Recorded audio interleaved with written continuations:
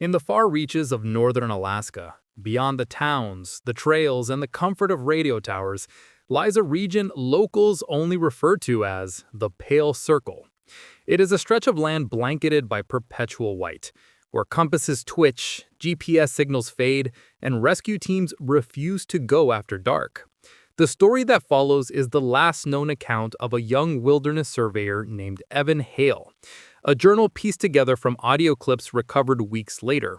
What you're about to hear is the unedited survival account of a man who walked into the Pale Circle alone and encountered something far worse than the cold. Evan had always loved the silence of winter, the clean stillness, the way sound carried across frozen lakes like whispered warnings. He had spent 5 years as a wilderness mapper hired by research institutes to chart remote regions. So when a geological team reported strange magnetic disturbances in the Pale Circle, Evan volunteered to investigate. He wasn't reckless, just curious. And curiosity, he often joked, was the only thing that kept his blood warm in the north. He set out in early January, when the temperatures dropped below -30 and daylight lasted barely 4 hours. His sled carried everything: food, fuel, gear, emergency beacons. But his favorite item was the handheld recorder clipped to his vest. He logged every sound, every sight, every thought. If something fell off, he spoke into it. He thought it would help him remain calm. Instead, it became the only trace of what happened. The first day was uneventful, just bitter cold and endless white. The wind scraped across the ice like a giant blade being sharpened. Evan's breath froze on his scarf in layers. Occasional glimpses of distant mountains broke the horizon, but mostly the world was blank and colorless. He set up camp before the sun dipped behind the hills. Everything was peaceful. Too peaceful. No wolves, no birds, no shifting ice. Just silence so heavy it made his ears ache.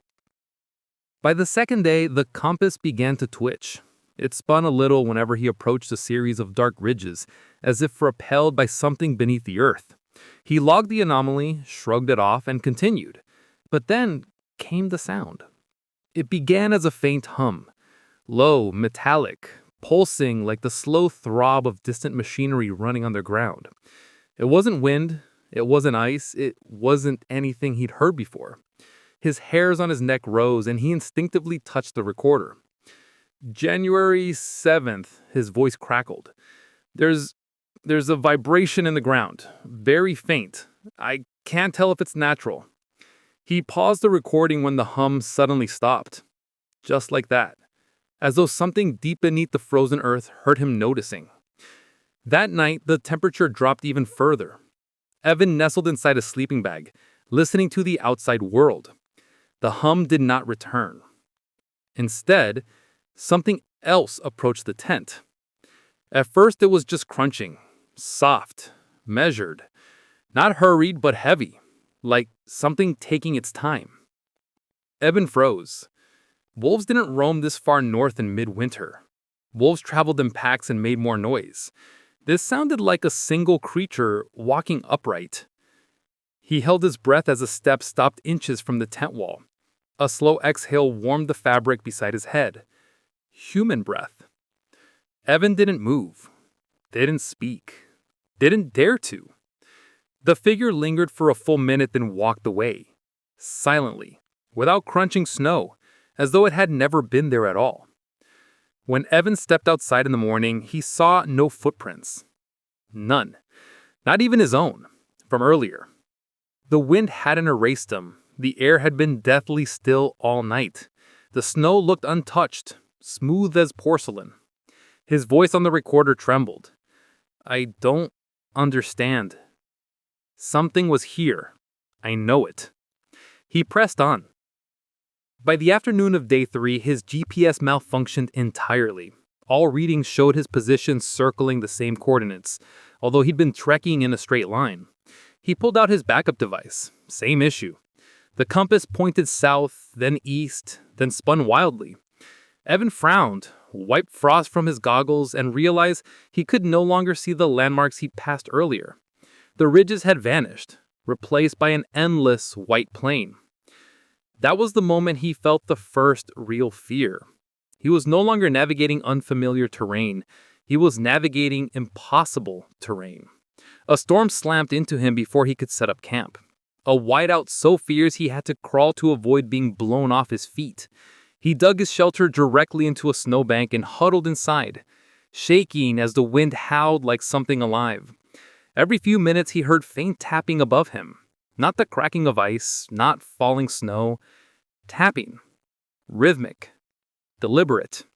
On the fourth night, the exhaustion overcame fear. He fell asleep, only to wake to the sound of a radio hiss in his pack.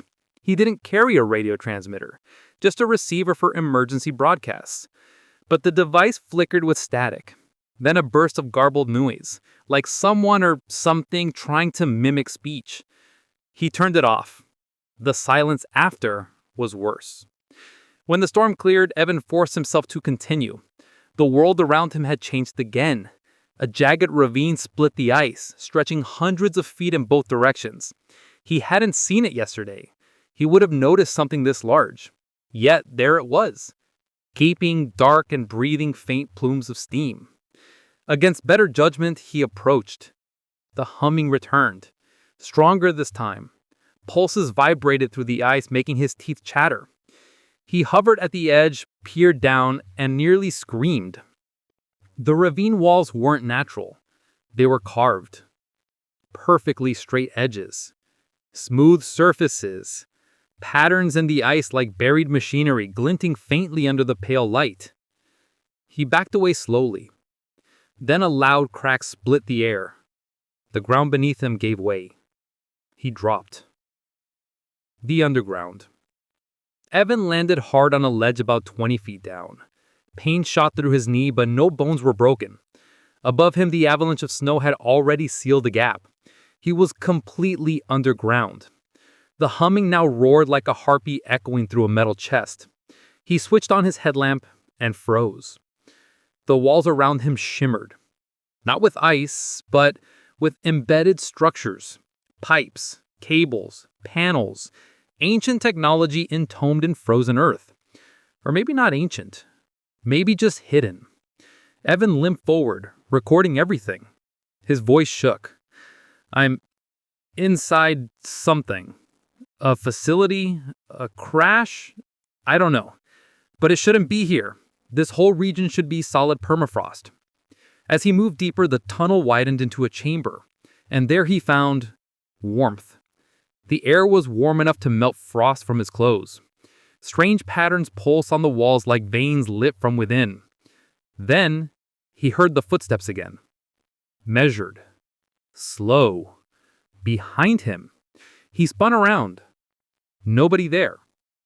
The footsteps continued circling the chamber, though nothing moved. Something walked without shape, without form, only sound. The humming synchronized with his heartbeat. Faster, louder. Then the lights in the walls brightened to a blinding flash. Everything went black. The resurfacing. Evan woke on the ice above ground. No ravine, no facility, no signs of collapse. Just open snow and the distant shape of his sled. Hours had passed. His recorder was still running, though the last 3 minutes were corrupted. Just static and distorted whispers that almost sounded like his name. He staggered to his sled, but as he reached it, he noticed something horrifying.